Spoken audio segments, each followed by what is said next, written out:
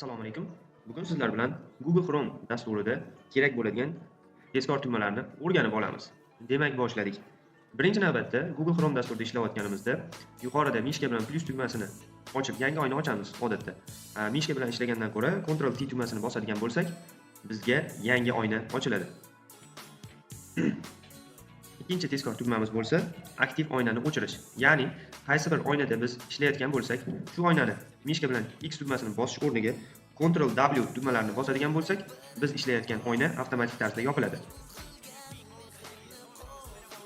Ikkinchi o'rganadigan tezkor tugmamiz keyingi oynaga o'tishga yordam beradi. Ya'ni biz bir nechta oynalar bilan ishlayotgan vaqtimizda mishka bilan birinchi oynadan ikkinchi oynaga yoki boshqa oynaga o'tmoqchi bo'lsak, mishka bilan ishlaymiz.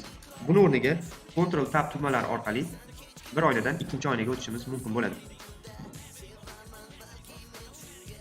To'rtinchi ishlatadigan tezkor tugmamiz Ctrl Shift Tab, ya'ni ortga qaytishimiz uchun Ctrl Tab tugmasi oldinga keyingi oynaga o'tkazadi, Ctrl Shift Tab tugmasi esa ortga qaytarishimiz uchun kerak bo'ladi. Beshinchi o'rganadigan tezkor tugmamiz Ctrl Shift T. Bu bizga biron bir oynani o'zimiz bilmagan holatda yopib yuboradigan bo'lsak, ya'ni X tugmasini bosadigan bo'lsak, Ctrl Shift T tugmalarini bosish orqali yopilgan oynani qaytarib olishimiz mumkin bo'ladi. Oltinchi o'rganadigan tezkor tugmamiz bizga Google Chrome ilovasida matnlarni o'qiyotganimizda matnlarni yaqinlashtirish uchun yordam beradi. Ya'ni Ctrl bilan plus tugmasini bosadigan bo'lsak, oynadagi matnlarni bizga yaqinlashtirib beradi.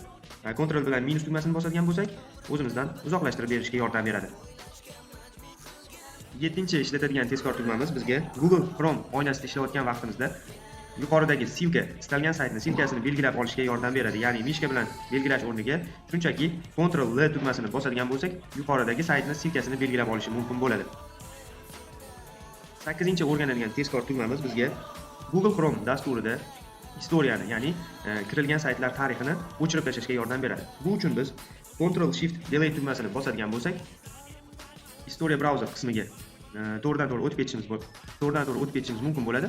Ko'rib turganingizdek, Udalить данный browser qismini ochib yubordi. Shunchaki biz kirgandan so'ng Udalить tugmasini bosadigan bo'lsak, Google Chrome tarixidagi biz kirgan saytlar ro'yxati to'liqligicha o'chib ketadi. 9-chi o'rganadigan tezkor tugmamiz Google Chrome dasturida yuklangan fayllarni ro'yxatini ko'rsatib beradi. Bu uchun biz Ctrl J tugmalarini bosadigan bo'lsak, ko'rib turganingizdek, bizga Google Chrome ilovasi orqali yuklangan fayllarni ko'rsatib bermoqda. 10-chi o'rganadigan tezkor tugmamiz bizga Google Chrome ilovasini yopishga yordam beradi. Ya'ni mishka bilan X ni bosish o'rniga biz Ctrl Shift W tugmalarini bosish orqali Google Chrome ilovasini to'liq yopishimiz mumkin bo'ladi. Bundan da qiziqroq ma'lumotlarni bilmoqchi bo'lsangiz, kanalimizdan uzoqlashmang.